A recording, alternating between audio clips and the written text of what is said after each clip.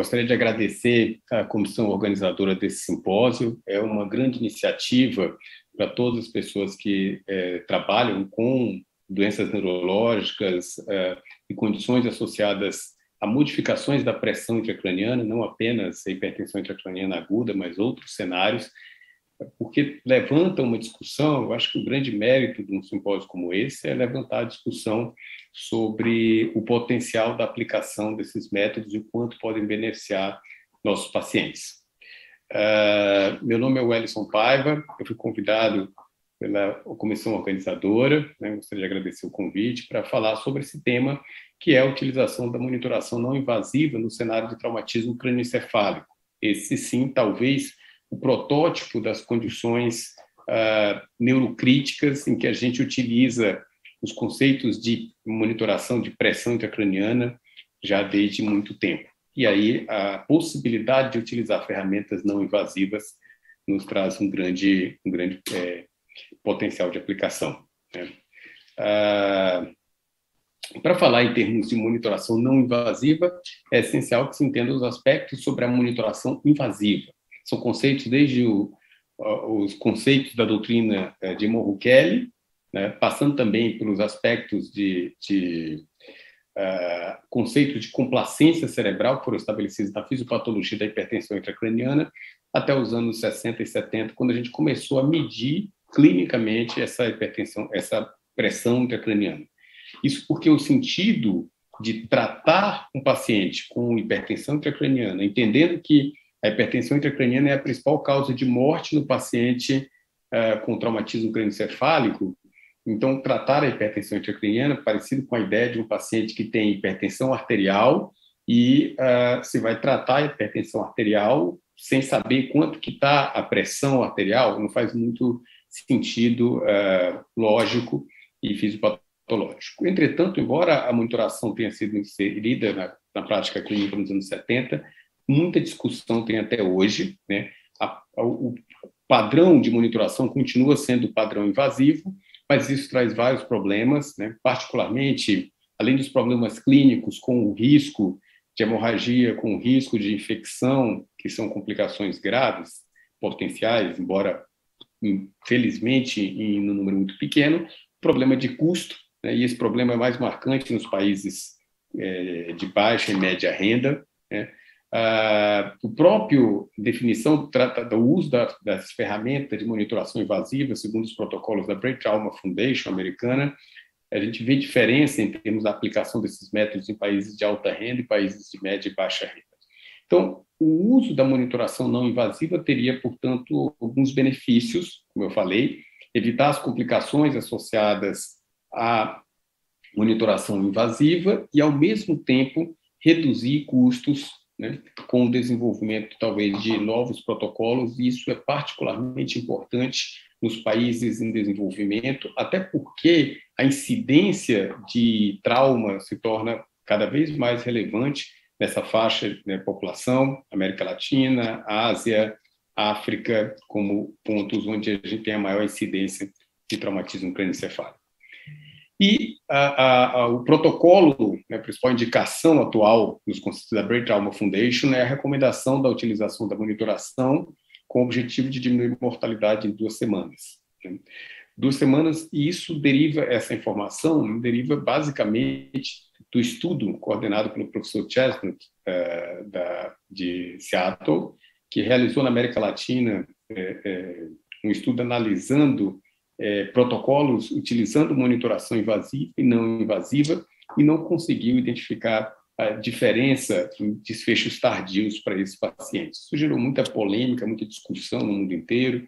Algumas meta-análises foram feitas e, naturalmente, como esse é praticamente o grande trial, ele termina afetando o resultado das meta-análises, mas os protocolos que a gente tem utilizado na prática clínica nos serviços aqui no Brasil e também na maior parte do mundo, continua ainda utilizando a monitoração de pressão intracraniana como o grande protocolo de tratamento, de acompanhamento desses pacientes. Naturalmente, em alguns cenários em que a gente não dispõe da monitoração invasiva, é possível de adotar um protocolo mais rígido e encontrar resultados, como essa série nossa, resultados similares com métodos não invasivos de monitoração de PIC em termos de desfecho desses pacientes. Quando surgiu essa publicação do Chestnut, isso trouxe vários problemas de ordem prática para a gente, com a questão do Ministério da Saúde, a Conitec e outras agências que passaram a questionar a utilização da monitoração invasiva. A gente escreveu uma revisão colocando quais seriam os pontos importantes para manter a monitoração de pressão intracraniana como protocolo padrão. Então, de fato, nós acreditamos que monitorar os pacientes é essencial. Agora, como monitorar, aí é uma outra discussão que a gente pode ter, e a gente vê que a aderência a esses protocolos de monitoração da PIC, a aderência dos protocolos, eles são particularmente mais marcantes nos pacientes que são submetidos à monitoração da PIC. Então, como eu falei, no cenário do traumatismo crânioencefálico, é inquestionável que a gente precisa evitar ou controlar a hipertensão intracraniana. E, para isso, o ideal é que tenhamos monitoração da pressão intracraniana. Essa monitoração pode ser invasiva, que é o protocolo standard atualmente, mas quando ela não é disponível, ou quando aquele paciente é duvidoso, que não dá indicação, o que a gente pode utilizar como ferramenta? Então, aí são as ferramentas não invasivas. Como eu falei, não é possível de conduzir um paciente com traumatismo crânioencefálico grave sem monitoração da PIC.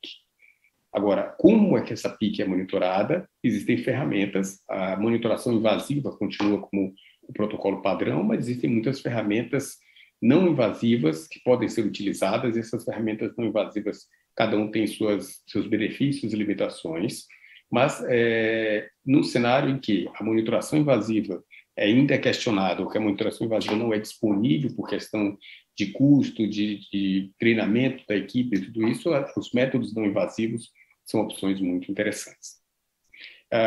Doppler transcraniano, esse é um método já bem disponível, descrito lá nos anos 80, nos anos 90, a década passada, ganhou bastante espaço, porque é possível, utilizando o Doppler transcraniano, a maioria dos pacientes tem janela para ser submetida ao Doppler transcraniano e fazer uma avaliação do comportamento de autorregulação cerebrovascular, é possível de fazer análise de macrovasculatura desses pacientes e inferências sobre o comportamento de microvasculatura, onde identificação de padrões circulatórios de hiperemia, oligemia, vasoespasmo, tudo isso possível de ser utilizado com um Doppler transcraniano.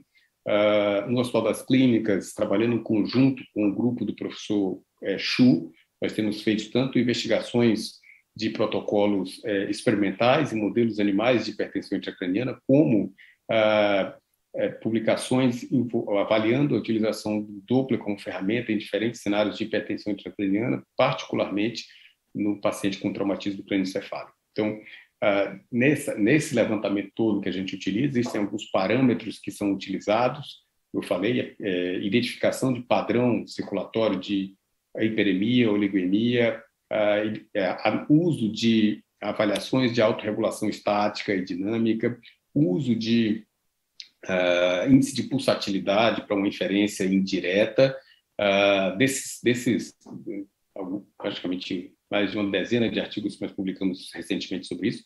Essa revisão sobre hemodinâmica encefálica, para quem tiver interesse, é um artigo da Open Access, é bem interessante, a gente publicou já tem praticamente 10 anos, mas que é bem interessante para entender um pouco sobre os conceitos da hemodinâmica e por que a aplicação do Doppler transcraniano seria extremamente interessante para esses pacientes.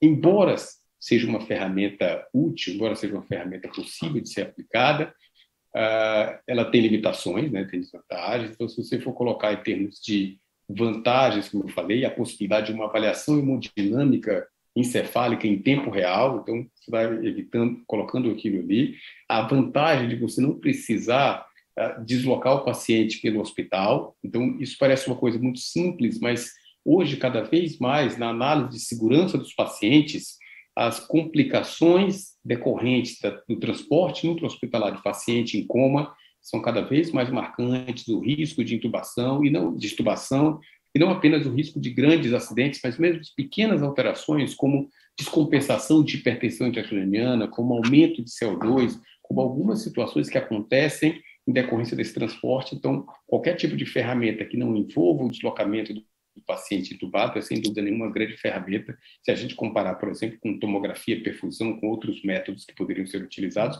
mesmo o deslocamento para o centro cirúrgico, na nossa prática clínica, é muito comum. O paciente, às vezes, está com um pique de 25, 30, quando sobe para a sala de cirurgia, e quando a gente vai começar uma cirurgia, por exemplo, de uma craniotomia descompressiva, o paciente está com um pique de 40, 45, porque esse transporte foi responsável por uma descompensação marcante para esses pacientes. Então, isso é uma vantagem. O custo é relativamente baixo, você compra a ferramenta uma vez e pode utilizá-la várias vezes. A desvantagem, necessário um treinamento longo para que se faça o Doppler transcraniano com qualidade, com uma avaliação precisa, você precisa de um treinamento longo, uma experiência adquirida ao longo de alguns anos, né?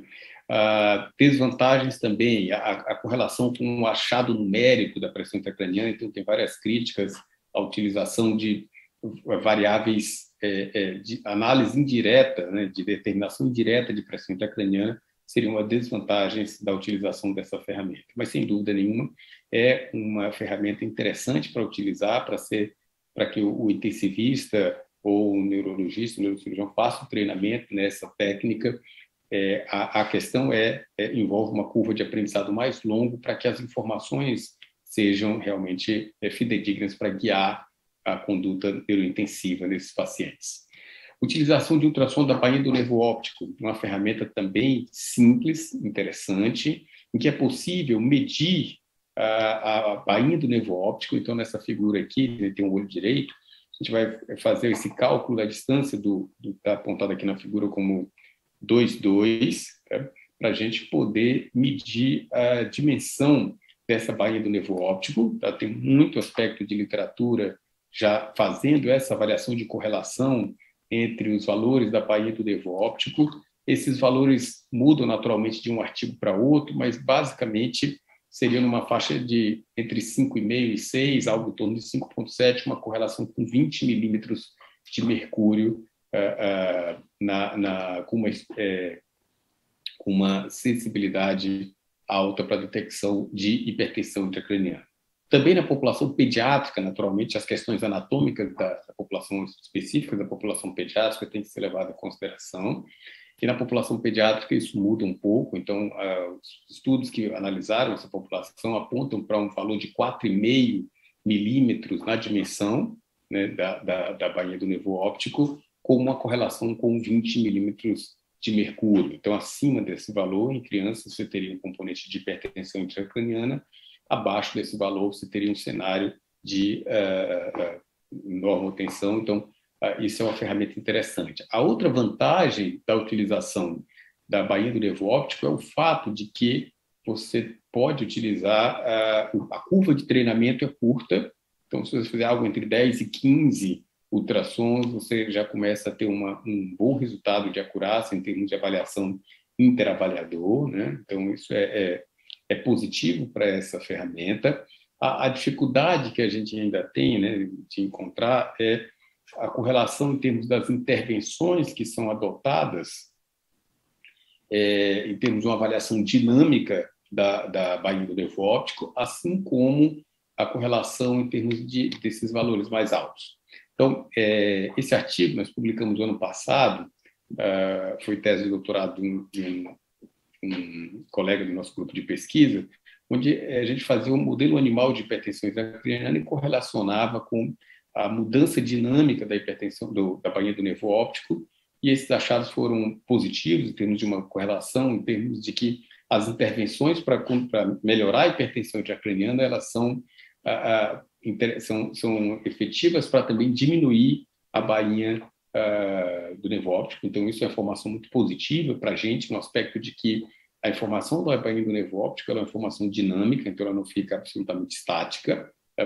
Era um modelo experimental em que a gente fazia uma correlação entre a dimensão da bainha do nervo óptico e a pressão intracraniana invasiva num estudo analisando um grupo de 30 animais, um modelo suíno de hipertensão intracraniana. A grande dúvida que fica em termos dessa ferramenta é que qual que é o comportamento quando a pressão está mais alta. Então, eu sei que 5,7 milímetros no modelo no ser humano, vai ter uma correlação, adulto vai ter uma correlação com 20 milímetros de mercúrio. Mas o que acontece quando a pressão está 30, está 35? Será que isso continua tendo uma correlação com um bom coeficiente de correlação entre esses dois métodos? Ou se esse ponto ainda... Então, esse é um dos grandes questionamentos da literatura para a utilização dessa ferramenta como ferramenta exclusiva de monitoração da pressão intracraniana. Então, o que a gente faz é a determinação, a utilização dessa ferramenta num cenário pontual e talvez uma análise de triagem daquele paciente que vai ser submetido ou não à monitoração. Então, aqui um paciente de 34 anos, Glasgow de 13, a medida aqui com a seta azul, né, do ponto que a gente vai utilizar, né, 3 milímetros atrás do fundo do olho, e faz a medida da bainha do nervo óptico com 6,5 milímetros, portanto, acima daquela faixa, como eu falei, entre 5,5 e 6, que é indicativo de 20 milímetros de mercúrio. Tomografia do paciente com hematoma subdural agudo, né, com um pouco de desvio de estrutura da linha mediana, a imagem intraoperatória, cirurgia com retirada do hematoma, e aí a imagem ultrassom no primeiro pós-operatório, mostrando uma melhora da dimensão da bainha do nervo óptico de 6,5, que estava para 5,4, indicando, portanto, que dinamicamente houve uma melhora da hipertensão intracraniana, como seria esperado após a retirada do hematoma. Então, mostrando que essa ferramenta é possível de ser utilizada. Aqui a imagem pós-operatório, o paciente foi de alta bem. O aspecto de correlação entre a bainha do nervo óptico, né, e as tomografias, então existem já alguns estudos mostrando uma correlação positiva entre desfecho e a dimensão da bainha do nervo óptico, tanto desfecho de sobrevida quanto desfecho de recuperação funcional, e, inclusive, alguns estudos mostrando uma correlação entre a dimensão de bainha do nervo óptico com os escalas, né, tomográficas, scores tomográficos, né, particularmente o score de Roterdã, né, proposto pelo colega Dr. Andrés Mas, então, que tem uma correlação com a sobrevida também com o cenário de hipertensão intracraniana. Então, mostrando, portanto, que é uma ferramenta interessante de hipertensão intracraniana, com essa vantagem de uma avaliação em tempo real. Você também não precisa do transporte intra-hospitalar, o custo é baixo, geralmente a ferramenta de ultrassom, o hospital já dispõe dessa ferramenta, então não representa ali uma incorporação de custo, né? A grande vantagem da curva de aprendizado ser curta, diferente do Doppler transcraniano, que é uma ferramenta mais complexa, né? Eu falei, você pega pouco tempo, uma curva de aprendizado, e uma correlação interessante com a pressão intracraniana. O complexo de desvantagem, como eu falei, é a dificuldade de se estabelecer uma monitoração contínua, né? Então, termina sendo uma informação pontual, e a gente não sabe ainda responder ao certo quanto tempo que demora. Então, eu tenho um paciente que eu fiz uma medida da bainha do nervo óptico e está 6,5. Eu faço uma solução salina hipertônica e vou avaliar a resposta, em quanto tempo demora para a bainha responder, né? Naquele modelo experimental nosso que a gente mostrou, em modelo animal parece ter uma correlação interessante, mas em modelos humanos ainda não existe uma resposta clara para a utilização dessa ferramenta. Então, a gente termina indicando essa ferramenta como uma ferramenta de triagem. Então, faz ultrassom da bainha do nervo óptico, mas para triar os pacientes que vão ser submetidos ou não à monitoração invasiva de pressão intracraniana. Mas, sem dúvida nenhuma, é uma opção interessante. Aqui, outro caso, um paciente de 53 anos, vítima de um acidente automobilístico, tomografia mostrando hemorragia subaracnoide traumática, né? A gente utilizou o Doppler transcraniano com alto índice de pulsatilidade elevado, então, optado por sedação do paciente, ao invés de retirar a sedação, a tomografia não tinha tanto inchaço, a gente optou por isso, tomografia controle com melhora progressiva, e aí quando você vai melhorando os parâmetros não invasivos, a retirada da sedação e a melhora do paciente. Aqui um outro caso, 45 anos, Glasgow de 4, um Marshall 3, com hematoma extraxial, a bainha do nervo óptico 6,4, mostrando, portanto, uma correlação com hipertensão intracraniana, o Doppler transcraniano com índice de pulsatilidade elevado, indicador também de hipertensão intracraniana, realizadas medidas clínicas para a hipertensão intracraniana, até a retirada da sedação e melhora do paciente. Então, só para mostrar na prática a utilização dessas ferramentas. Uma outra ferramenta mais recente, né, tem tudo a ver com esse simpósio, é a utilização do sistema da Brain4Care para monitoração não invasiva e o trabalho excepcional realizado pelo professor Sérgio Mascarenhas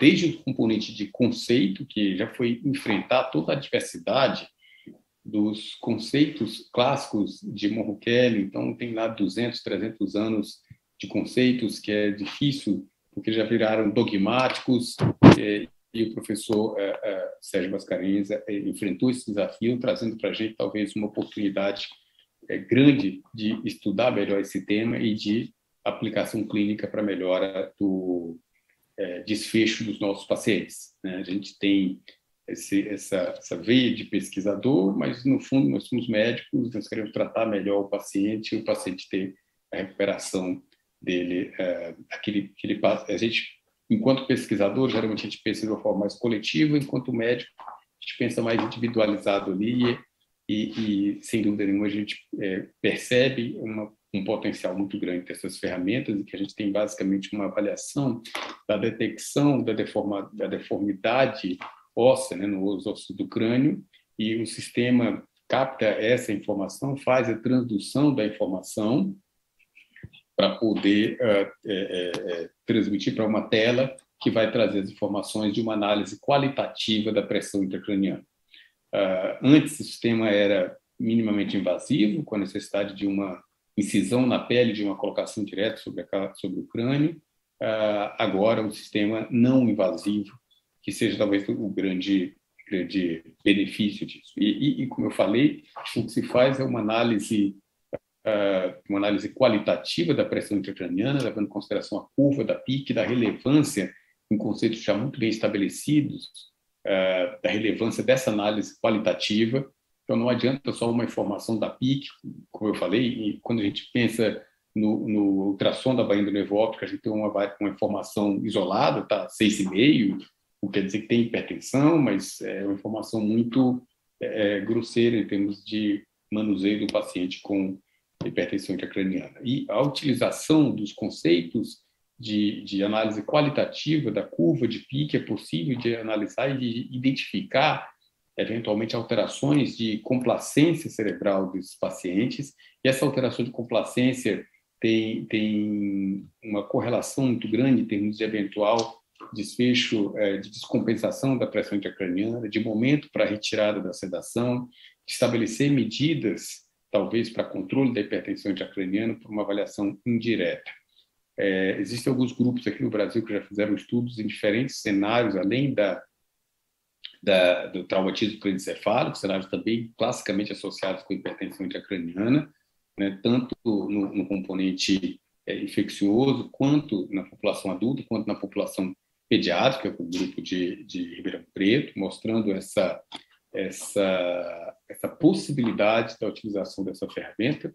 O nosso grupo tem se aproximado do ponto de vista acadêmico da equipe do Brain4Care, e aqui o Dr. Sérgio Brasil faz essa ponte. O Dr. Sérgio é um neurocirurgião com vivência em monitoração não invasiva da pressão intracraniana, através do Doppler transcraniano, de outras ferramentas, e apaixonado por esse tema. Isso foi motivo de uma tese de pós-doutorado dele, em que estudou pacientes num cenário neurocrítico com a utilização dessa ferramenta, né, com a descrição dessa ferramenta em uma população de diferentes condições neurocríticas. Então, nesse estudo, né, uma análise em 41 pacientes com a maioria dos casos um traumatismo cranioencefálico, mas também hemorragia subaracnoide, outras condições neurocríticas, né, em que se fez uma análise, né, de várias centenas de milhares de pontos para se observar, e o que a gente analisa basicamente nessa curva, é muito bem demonstrado nessa figura, é a relação P2-P1, o time to peak se coloca, e a amplitude são as três principais informações que esse sistema nos dá, né, em termos numéricos, além da avaliação qualitativa via morfologia da curva, né, que é uma morfologia absolutamente diferente, né, você percebe nessa figura a diferença da curva de pressão intracraniana com a curva de pulsação, né, arterial, de pressão arterial, que é de situação diferente. Para isso é necessário um treinamento específico da equipe que faz essa monitoração, embora tenha como grande benefício esse método, que esse treinamento é mais rápido, mas é necessário fazer esse treinamento para se colocar e captar de forma adequada a curva de pressão intracraniana, excluindo naturalmente as curvas de pulsação arterial, que pode existir em artéria temporal e outros aspectos.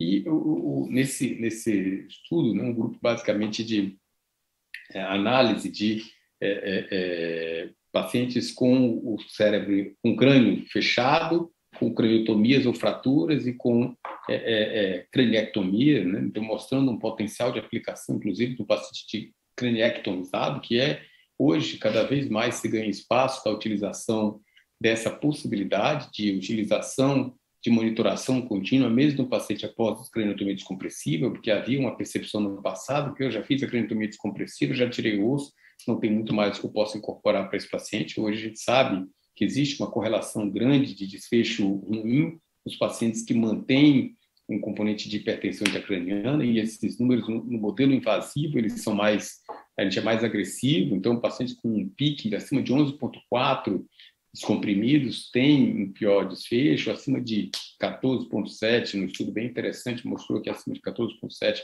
eles têm um aumento da mortalidade, então é importante que a gente possa também monitorar esses pacientes no pós-operatório de craniotomia descompressiva, mostrando uma relação interessante em termos da curva de pressão invasiva com a curva da relação P2-P1 nesses diferentes cenários. Esse outro paper foi publicado no Precise pelo nosso grupo, como eu falei, resultado dos dados de pós-doutorado do Dr. Sérgio, analisando basicamente o formato da onda e esses modelos não invasivos, com 57 pacientes, né, também, como eu falei, em 3 grupos, um grupo de o crânio absolutamente preservado, o paciente submetido à craniotomia e o paciente sem osso, propriamente dito, analisando essa relação numa maioria de pacientes com traumatismo crânioencefálico, incluindo também um grupo pequeno de pacientes com doenças cerebrovasculares, particularmente a maior parte dos pacientes com hemorragia subaracnoide, a pequena parte com estropo descomprimido. E o que se identificou também é uma relação, né, adotando medidas de análise do comportamento da pressão intracraniana, de autorregulação do comportamento com compressão arterial, compressão venosa e descompressão venosa para análise do comportamento da pressão intracraniana, mostrando, portanto, que existe uma correlação muito interessante entre o modelo invasivo e de PIC, o modelo não invasivo, utilizando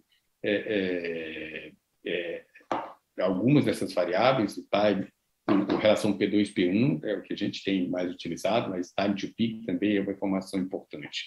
E aí, em alguns dados que a gente levantou, em conjunto com o Dr. Robson Amorim, lá de Manaus, né, que também trabalhou com a gente aqui em São Paulo, mostrando aqui alguns pacientes, onde a gente tinha a avaliação invasiva e não invasiva, e mostrando uma correlação em termos de análise qualitativa, de formato da onda de pressão intracraniana invasiva com o formato da onda da pressão não invasiva, mostrando, portanto, um coeficiente de correlação extremamente elevado, né, mostrando que esse método é um método interessante, um método que tem, como eu falei, alguns dados, numa amostra de algumas dezenas de pacientes, tem se mostrado bastante fidedigno em comparação com a monitoração invasiva. Atualmente, nós estamos conduzindo um estudo multicêntrico realizado em 5 dos principais centros de trauma do país, incluindo o Hospital das Clínicas, o Hospital João 23, em Belo Horizonte, o Hospital João Lúcio, em Manaus, o Hospital de Trauma de João Pessoa e o Hospital Miguel Couto, no Rio de Janeiro, para se fazer maiores correlações com a amostra maior, que a gente possa, que possa permitir uma análise quantitativa a partir dessas 3 informações da monitoração não invasiva. E é possível também utilizar cálculos como o PRX, aqui uma amostra bem interessante, um gráfico bem interessante que mostra a comparação entre o PRX invasivo e o PRX não invasivo. O PRX é uma análise de correlação entre pressão intracraniana e pressão arterial média. Quanto pior é a correlação entre os dois, quanto mais próximo de zero é essa correlação, é melhor a preservação da autorregulação e complacência do paciente, e tem relação também com o desfecho dos pacientes, mostrando que é possível utilizar o PRX não invasivo para esses pacientes. Eu falei as vantagens em relação à utilização dessas ferramentas, então é possível, em tempo real, a análise qualitativa da pressão intracraniana, é possível de fazer uma análise aí de PRX, da curva do PRX, o custo é relativamente baixo, né? E um espaço todo aberto de novas potenciais aplicações, de novas utilizações, tanto clínica quanto do ponto de vista de pesquisa. As desvantagens em si é que a gente ainda continua sem ter um número preciso para a pressão intracraniana, para uma avaliação qualitativa, e, como eu falei, o treinamento da equipe tem que ser uma enfermeira que tem que ser adequadamente treinada para fazer adequada posicionamento do aparelho. E, de maneira geral, a utilização desses métodos não invasivos é extremamente importante em todo o cenário de doenças neurocríticas, particularmente, como eu falei, para países de baixa e média renda. Isso é um potencial enorme. Nós estamos falando aí da maioria das pessoas do mundo, da maioria dos centros em que ocorrem lesões neurológicas agudas no mundo. Então, é um grande potencial de aplicação dessas ferramentas. Muito obrigado aí a atenção de todos e o convite para conversar um pouco com vocês sobre esse tema tão importante. Dr. Paiva, muito obrigado. Excelente apresentação, os resultados, obviamente, empolgantes, né? E cada vez mais mostrando aí a aplicabilidade dessa ciência, né? Nós temos uma pergunta rápida e, portanto, se a gente puder rapidamente responder. Então, diante das várias tecnologias e conhecimentos gerados nos últimos anos, o que esperar do próximo guideline da Brain Trauma Foundation? A ideia é que venha com algumas modificações. O grande problema é que a 4ª edição ela foi bastante...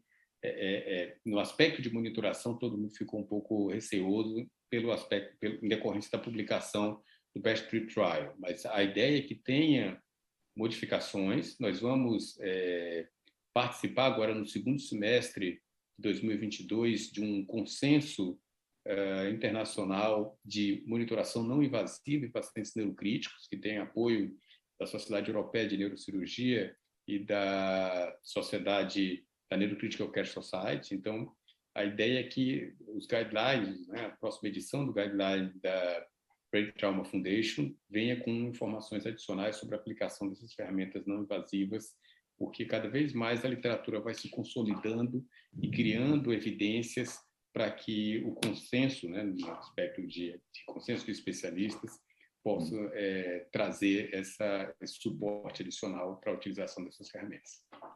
Perfeito, Dr. Paiva.